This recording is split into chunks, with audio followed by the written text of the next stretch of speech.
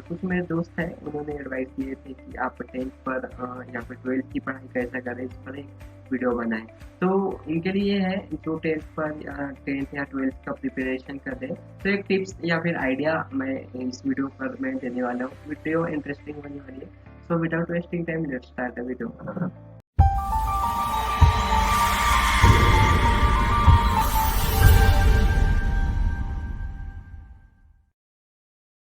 Welcome back. तो जान लेते हैं कि 10th का पढ़ाई किस तरह से करें या फिर 12th की पढ़ाई किस तरह से करें, होती किस तरह से है 12th का एग्ज़ाम या फिर बोर्ड का एग्ज़ाम, या फिर बोर्ड एग्ज़ाम्स 10th के लिए कैसे होती है, 12th के लिए कैसे होती है, मीन्स वो डिस्कस करने वाले हैं। ओके, तो होता क्या है कि आप जब भी आप 12th पर रहोगे तो आपको बोर्ड एग्ज़ाम्स का आइडिया रहता है कि आप 10th पर भी बोर्ड एग्ज़ाम दिए रहे तो वो आइडिया रहता है कि हाँ इस तरह से होता है, इस तरह से पढ़ाई किया जाता है। बट प्रॉब्लम 10th वालों को आती है कि वो पहली बार वो बोर्ड को फेस कर रहे होते हैं, तो थोड़ा सा प्रेशर रहता है। तो मैं आपको यहाँ बता दूं कि प्रेशर वाली बात ही नहीं है। पहली बात तो आपको पहली बात फोकस करना है कि स्टडी पर फोकस करना है, ना कि एग्जाम्स पर फोकस करने हैं। आपको अपने तैयारी पर फोकस करना है कि आप कितने प्रिपेयर हो अपने एग्जाम्स के लिए। 12th वालों के लिए भी सेम एडवाइस रहेंगी कि आपको टारगेट नहीं देना है अपने आप को कभी भी कि मुझे नहीं इतना ही पढ़ना है, या फिर मुझे इतने इस बुक्स का इतना पढ़ना है। आप कभी भी टारगेट लेकर नहीं चढ़ना है।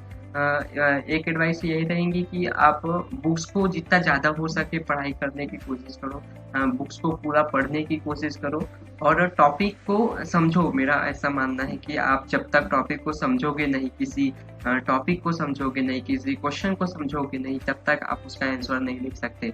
हो सकता है कभी आप बुक्स पर कोई डेफिनेशन पढ़ रहे हो तो उसे रटने की ज़रूरत नहीं है, या फिर जैसे का वैसा लिखने की ज़रूरत नहीं है। आप एक बार उस टॉपिक को अगर समझ गए तो आप ओन वे अपना ओन वे से भी उसे लिख सकते हो।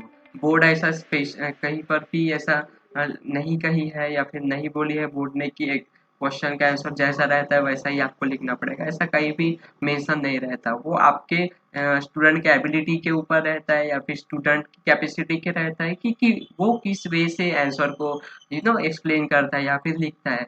तो मेरा एडवाइस वही रहेगा कि आप अपने समराइज करें अपने चैप्टर को, या फिर जो भी टॉपिक आप पढ़ रहे हो उसको एक समरी बना ले कि उस तरह से एक स्टोरी बना ले, या फिर हो सकता है, बट मैथ का तो स्टोरी बना नहीं सकते। बट मैथ का प्रैक्टिस करो, मैथ के लिए केमिस्ट्री के लिए भी सेम फार्मूलाज याद रखो, मैथ के केमिस्ट्री का भी फार्मूला याद रखो, और जो आर्ट सेक्शन के है आपके मराठी के लिए, इतिहास के लिए सेम स्टोरी की तरह आपको याद रखना है। और टॉपिक को समझना है, और कौन सा टॉपिक कौन सा चैप्टर पर है वो भी समझना है। कई बार ऐसा होता है कि एक ही टॉपिक किसी दो चैप्टर्स पर रहते हैं, तो आपको उस पर कंफ्यूज नहीं होना है। आपको जो भी टॉपिक है तो उसको उसी चैप्टर के अनुसार आपको पढ़ना है। और बात करूँ कि इंग्लिश लैंग्वेज की, तो इंग्लिश का आप अपना ग्रामर पक्का कर दो हो सके तो, क्योंकि आप अगर बोर्ड पर जाएंगे तो आपको ग्रामर रिलेटेड क्वेश्चन आ ही जाते हैं इंग्लिश में। और बाकी पैराग्राफ रहते हैं तो जितना हो सके उतना इंग्लिश रीड करो, और इंग्लिश रीड करने के बाद आप उस फ्रेज को या फिर उस सेंटेंस को समझने की कोशिश करो कि एक्चुअली क्वेश्चन क्या बोल रहा है, या फिर जो भी आंसर है तो वो किस तरह से आप उसको एक्सप्लेन कर सकते हो, उस तरह से आप प्रिपेयर करो। और पॉजिटिव रहो एग्जाम्स के लिए, उतना खास आपको टेंशन लेने की ज़रूरत नहीं है। और मेन फोकस आप अपने एग्जाम्स पर मत करो। आई थिंक मेरा वो कहना है कि आप जब तक आप अपने प्रिपेयर एग्ज़ाम के लिए प्रिपेयर, आपको लगेगा कि हाँ भाई आपको हर दिन पढ़ाई करना है, मतलब डेली बेसिस पर पढ़ाई शुरू कर दो। एग्जाम्स को 3 महीने मैक्सिमम टाइम है अभी, मतलब फरवरी मार्च, यानी 3 महीने, फिलहाल 3 महीने है आपके पास। तो हर दिन अपना एक शेड्यूल बना लो कि मुझे इस दिन इतने घंटे इस सब्जेक्ट को देना है। अपने आप को पहचान लो कि कौन से सब्जेक्ट पे आप वीक हो, उस तरह से आप एक शेड्यूल बना लो और एक टाइम टेबल फॉलो करने की आदत डालो। क्योंकि अगर आपको एक सक्सेसफुल पर्सन या फिर एक सक्सेसफुल स्टूडेंट वही होता है जो एक शेड्यूल फॉलो करता है। जैसे कहते हैं आपके स्कूल का भी एक शेड्यूल है ना, 10 to 5, ये एक शेड्यूल है।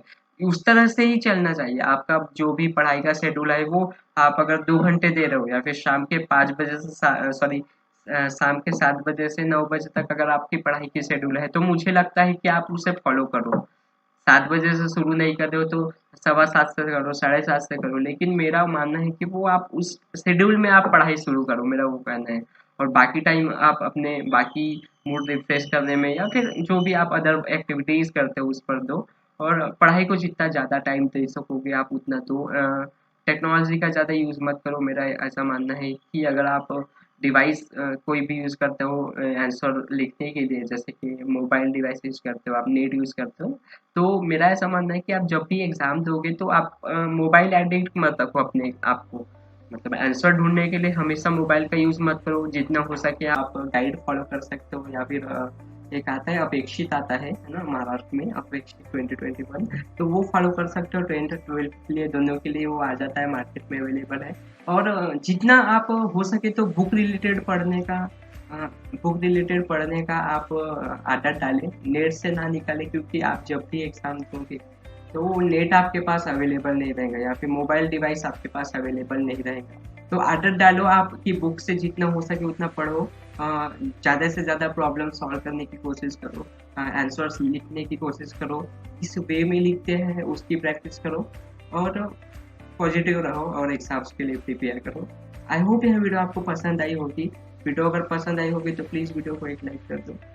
कोई अगर प्रॉब्लम होगा कोई टॉपिक रिलेटेड तो प्लीज़ मुझे कमेंट सेक्शन पर बताओ।